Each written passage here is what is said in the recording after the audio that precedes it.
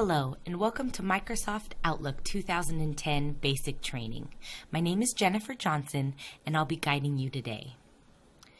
Our first step in getting to Microsoft Outlook 2010 is launching the program from your desktop. The Microsoft Outlook will be installed on your computer for you already. So all that needs to be done is a double click on the Microsoft Outlook icon to launch the program.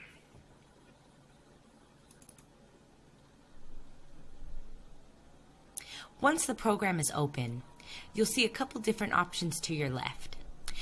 This Microsoft Outlook has a few different folders with email addresses attached.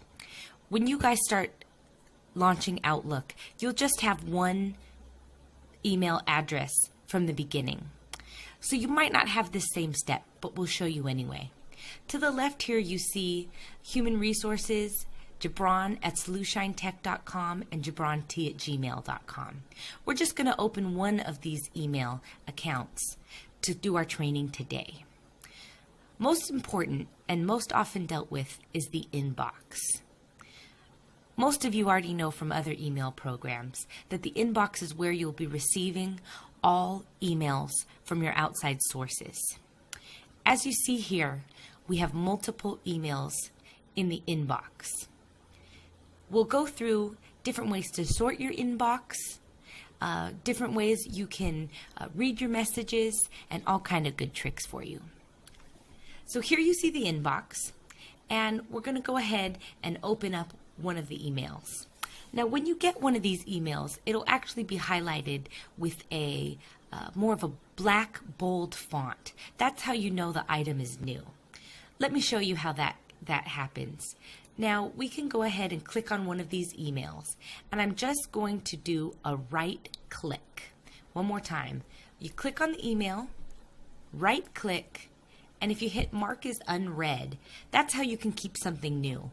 So say you get an email in and you've read it, but you need to come back, but you don't want to forget about it. This is often a good tip to make sure you remember that important email. So once a new email comes in, you'll see it with this same dark black bold font. When that email comes in, all you have to do is double click to open. Here actually brings up the details of the message. Now you see in this message, there is no body to the message besides this kind of a standard signature here, but you will see there's multiple attachments. Make sure that whenever you receive attachments, you're always opening these attachments only when you know they're from a trusted source. Don't want any of the company's emails or programs to be threatened. You'll see a warning message. Say we try to open this JPEG file here. Just to double click on it, and it's going to open the file inside the email. You can go ahead and just double click on the next one. You don't have to close. You don't have to do anything else besides double click, double click. You'll see a lot of emails come across with different Excel, Word attachments. Printing one of these attachments is very simple. You've got a print button here. You can also save as if you want to save just one of your selected attachments. Say you wanted to save all your attachments. Just select below. When you hit Save All Attachments, you'll see a list of all your JPEG files come up.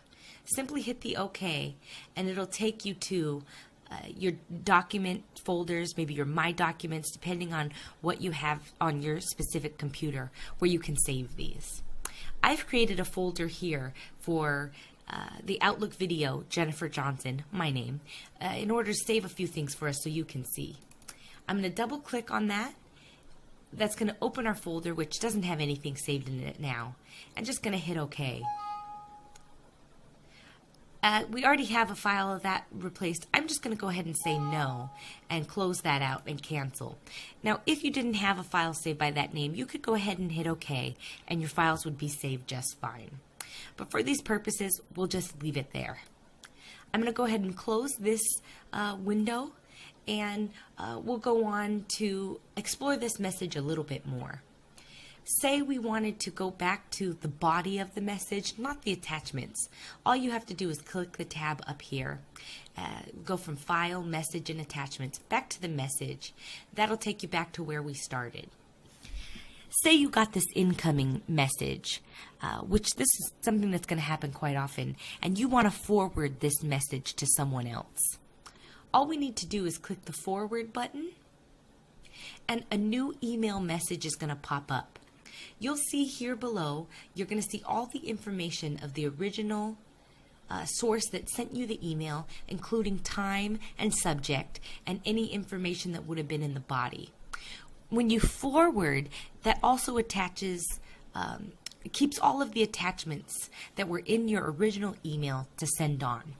If you didn't want to send one of those, it's as simple as clicking on the image you don't want and simply hitting your delete button. You can do that for one, you could do that for all, whatever you need. So here you're going to see our from email, and here's a to. Now it's as simple as typing in an email address here.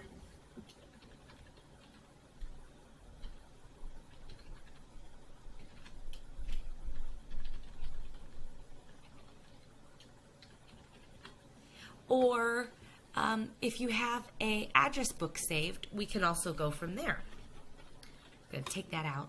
And here's our address book.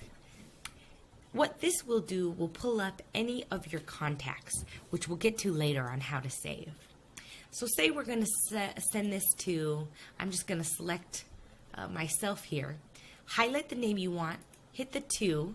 That's going to take the email address and bring it down here. Hit OK, and you'll see that email address populate here in the to field. Click down here, send a message.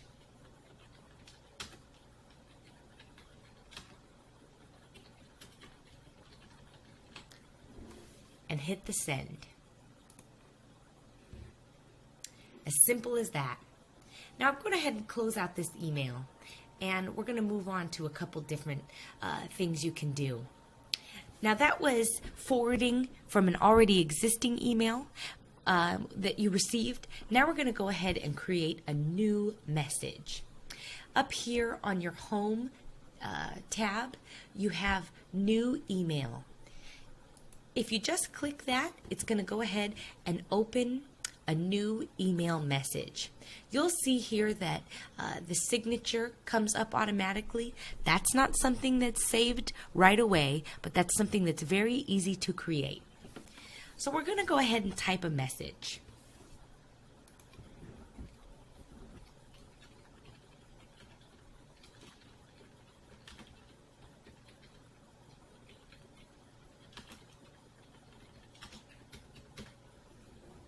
And we're going to go ahead and type a subject, also very important.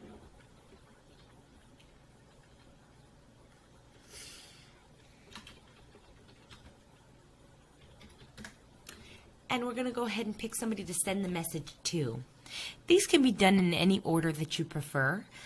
You can go ahead and label it first, do your subject first, or type in your message. It's whatever personal preference you have.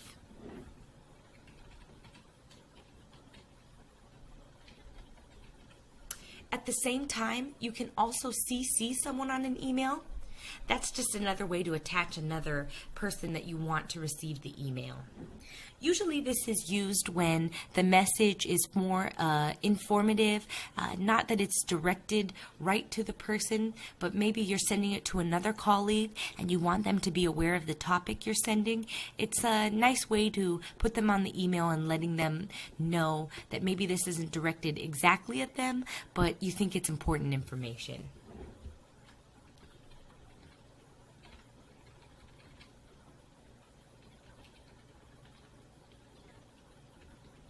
So we've got this message all prepared, ready to send. One small tip you can do, depending on what type of message this is, say it's something that's very urgent, very important, say it's something that's not very important, but you need to get it out there, you can also flag it that way.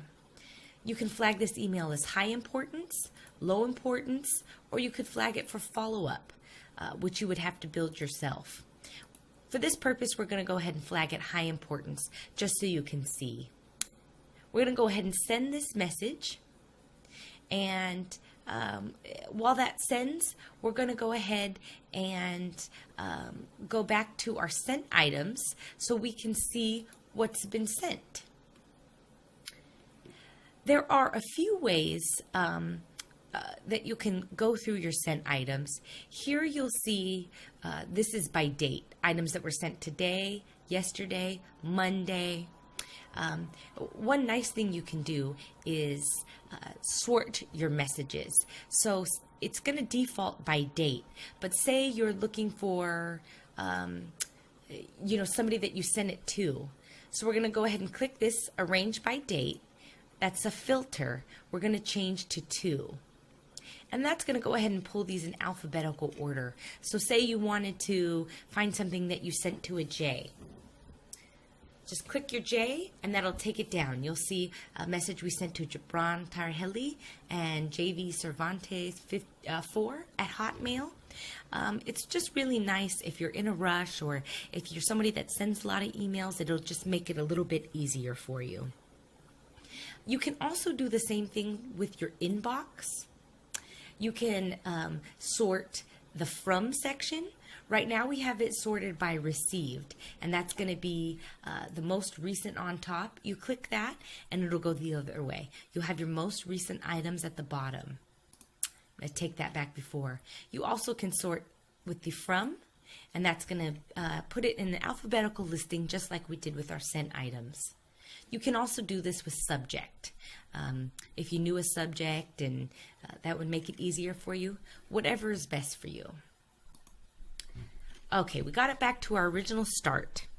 Another important thing that often is used is going to be the calendar.